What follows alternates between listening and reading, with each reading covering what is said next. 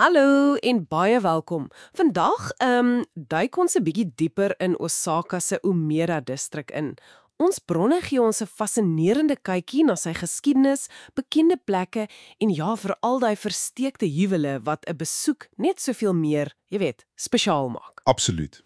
Goed, kom ons spring weg. Die idee vir jou vandag is om daai regtig interessante stories uit te lig, die unieke plekkies in Umeda wat jy dalk nie sommer in 'n gewone toergids sal kry nie. Inderdaad. Ons kyk na stukkies uit 'n gids oor Umeda se verlede, 'n inligting oor 'n baie spesifieke ou heiligdom en dan ook breër konteks uit Wikipedia. Die doel is eintlik om jou so 'n gevoel te gee vir die laag, die geskiedenis en kultuur wat net onder daai blink moderne oppervlak lê. Ja, want vandag is Umeda hierdie massiewe kommersiële sentrum. Dis mos Kita, die noorde, né, teenoor Namba wat Minami, die suide is. Presies. En dit het glo die grootste totale vloeroppervlakte vir afdelingswinkels in Japan. Dis nogal iets. Dis massief. Maar die oorsprong, dis waar dit interessant raak. Dink daaraan, 300 jaar gelede was dit meestal moerasland. Umeda Yabu was die naam. Heeltemal onbewoonbaar. Regtig? Moeras? Ja. Toe kom die spoorlyn in 1874, Osaka-stasie. En dit het alles verander. Al het mense aanvanklik gespot, jy weet, dis die stasie in die veld. Sjoe, en een van die eerste groot ontwikkelings was, wel, onder die grond. Waiti Umeda. Ja, geopen in 1963. Japan se heel eerste groot ondergrondse winkelsentrum. Dis blykbaar 'n ware ondergrondse doolhof, meer as 'n kilometer se gange. O ja, en is fascinerend. Party dele het nog daai autentieke, amper retro 1960s gevoel. Jy kan dit sien in die beligting, die winkelfronte. Dis nou 'n versteekte juweel op sy eie manier. Definitief. En vir 'n ware stukkie ou Umeda daaronder, soek die Kanto Udon winkel, Takume.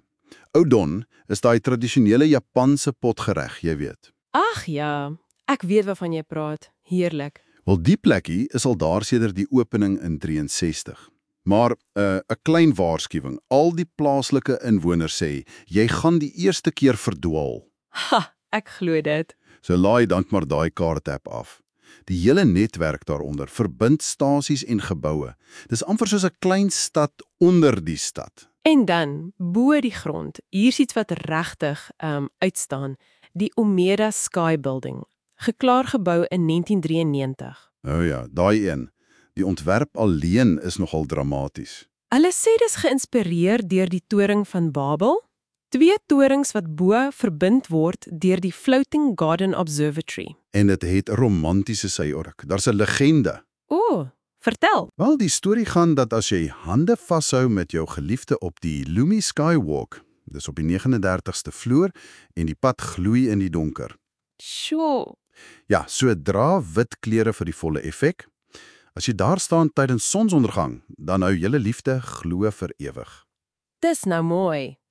Paartjies los ook daai liefdeslotte daar. En nog 'n versteekte ding binne die gebou, die Takimi Kojiko-straat. Dit lyk presies soos 'n 1960s Osaka-straatjie. Dis amper soos 'n tydmasjien. Fantasties vir ete. Goed, so die naam Umeda, dit klink amper oud teenoor al hierdie moderne goed. Waar kom dit vandaan? Wel, kyk, daar was so 'n bietjie van 'n debat daaroor.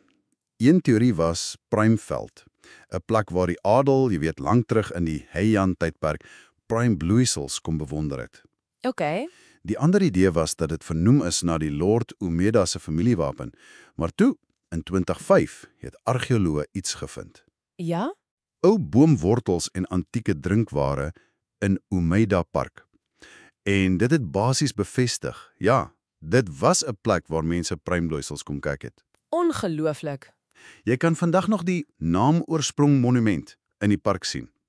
En jy kan selfs primegeur roomys daar proe. Dis nou 'n lekker stukkie detail. En dan nog 'n versteekte juweel. Reg langs daai besige Sonezaki Ohatsu Tenjin-dori winkelstraat. Ah, die Tsuya Tenjin heiligdom. Ja, beter bekend as Ohatsu Tenjin. Dis oud, né? Meer as 700 jaar.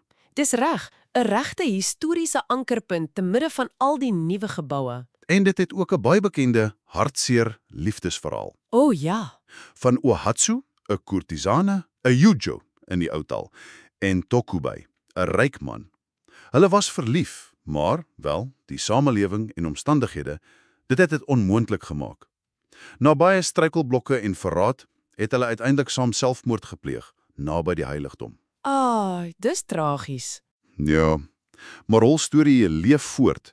Dis verewig in 'n baie bekende Bunraku-poppekas stuk, Sonozaki Shinju, en dit het die heiligdom baie gewild gemaak, veral vir paartjies wat hoop op liefde. En dis klein, maar daar's nogal goedjies om te doen daar, reg, vir 'n besoeker. O ja, beslis. Jy kan 'n spesiale liefdeswaarsêery kry, 'n omikuji. Dit kos net 200 yen. Dis 'n klein papierstrokie. Maar die skrif verskyn eers as jy dit in water doop.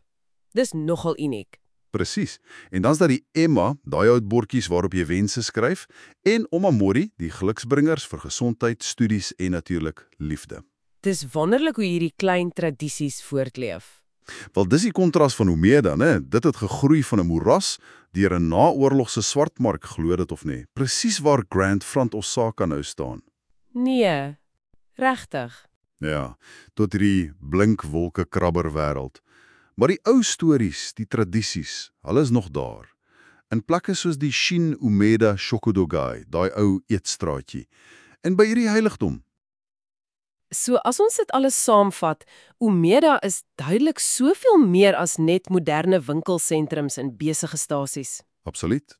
Dis 'n plek met laag op laag, van moeraslande onder die fondasies tot ondergrondse doolhawe, legendes hoog in die lug, en dan hierdie eeueoue heiligdomme wat so tussen die nuwe geboue skuil. En vir jou as besoeker, beteken dit daar is 'n dieper storie. As jy net bereik is om 'n bietjie verby die oppervlak te kyk, hierdie minder bekende plekke, die stories, dit gee jou 'n kans om Umeda op 'n baie ryker manier te ervaar. Om die siel van die plek te voel. Amper. Definitief, en net 'n laaste gedagte vir jou om oor te wonder. Hoeveel ander sulke verhale, soos die van Ohatsu in Tokubai, wat in kuns bly voortleef, lê nog begrawe, onder die strate en geboue van ons moderne stede, oral oor die wêreld, wat net wag om weer ontdek te word.